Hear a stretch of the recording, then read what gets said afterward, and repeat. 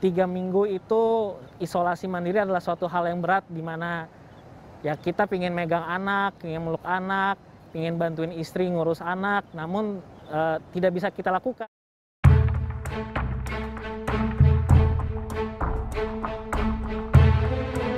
ASN yang bertugas di kelurahan merupakan ujung tombak pelayanan Pemprov DKI Jakarta. Mereka harus selalu siap siaga menjalankan berbagai tugas, termasuk di saat pandemi. Dengan intensitas bertemu warga yang cukup tinggi, resiko terpapar virus pun relatif lebih tinggi. Hal ini dialami oleh Nino Ardiansyah, Sekretaris Kelurahan Utan Panjang, Kecamatan Kemayoran. Ia dinyatakan positif COVID-19 dan sempat menjalani perawatan di RSPAD Gatot Subroto pada 28 Maret hingga 5 April lalu.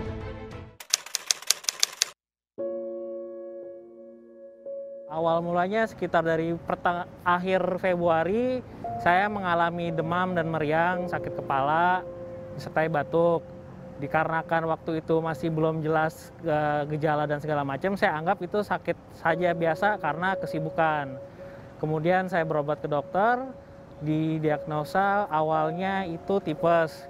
Dicek ronsen ternyata saya ada flek banyak.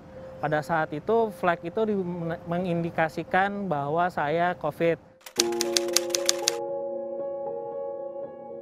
Saya isolasi di ruangan khusus 1,5 hari, kemudian 9 hari lainnya saya berada di ruang isolasi mandiri.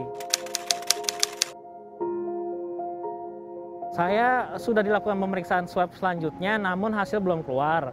Saya diarahkan pulang karena pada saat itu pasien membludak dan mereka butuh bed tambahan, mereka butuh bed untuk pasien-pasien baru.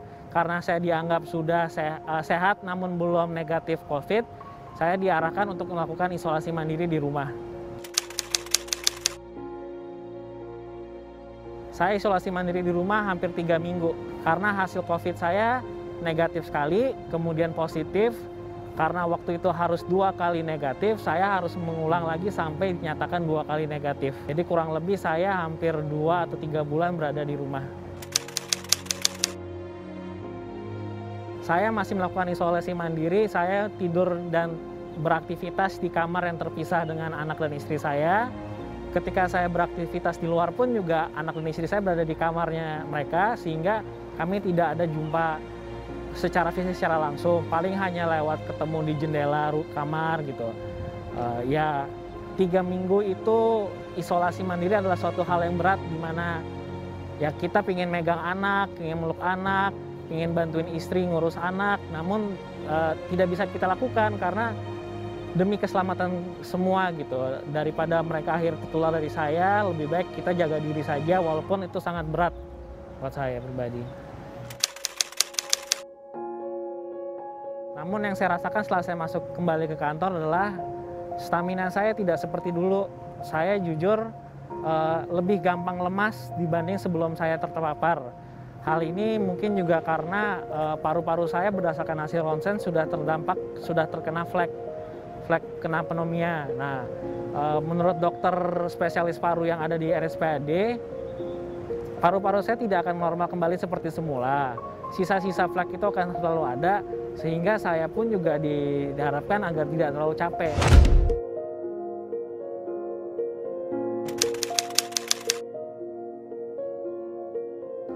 Saya sebagai penyintas COVID-19 pada masa-masa awal menghimbau masyarakat, memberitahukan kepada masyarakat bahwa COVID itu nyata. Sakit yang saya derita itu beneran nyata dan itu tidak hanya sakit secara fisik. Pandemi ini merugikan semua pihak, termasuk juga yang terkena. Oleh karena itu saya berpesan, jangan anggap remeh COVID-19. Jangan anggap remeh menjaga protokol kesehatan. Sayangilah saudara-saudara kalian, kerabat-kerabat kalian, sayangilah rekan-rekan kalian dengan menjaga protokol kesehatan. Gunakan masker selalu dan cuci tangan. Sohib Jakpus, patuhi terus protokol pencegahan COVID-19 ya. Selalu pakai masker saat keluar rumah, jaga jarak aman dengan orang lain, dan sering-sering mencuci tangan. Semoga kita semua terhindar dari virus ini.